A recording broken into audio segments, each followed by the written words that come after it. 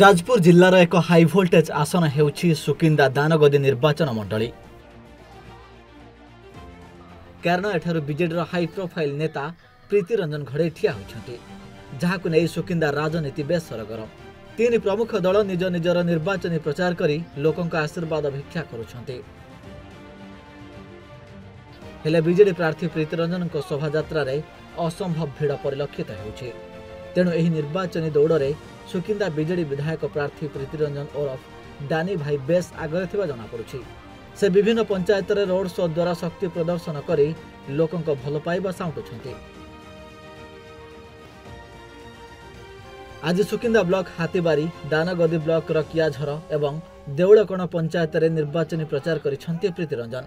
BJD रो दीर्घ वर्षर विकास को आधार करी एथर मध्य दल बहु संख्यार विजयी हेबो बोली दृढ़ोक्ति करिछन्ति स्थानीय नेतृत्व।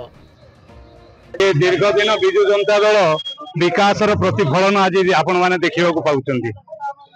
आगामी दिन ये निर्वाचन ये बहु परिमाण में जोड़ी दुईटी शंखरे मोहर दे तार प्रमाण करेंगे। आमर इंजीनियर प्रीति रंजन घड़ी तृतीय थर से आमर मंत्री हे ना जो एमएल पाइबे भोट पाइबे।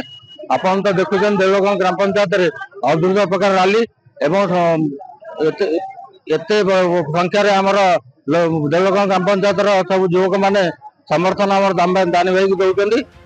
यह प्रचार समय प्रत्येक छक स्थान मानकरे महिला माने आशीर्वाद सह तांको संबर्धना करिसेंति। तेबे लोकंकर मिलुथुवा प्रतिक्रिया एथर बीजेडी सपक्ष रे जीव बोली आशा करा जाउछि। तेबे आसंता जून 4 तारिख रे लोके कहा मुंडरे विजय मुकुट पिंधाउछन्ति ताहा देखिबा बाकी।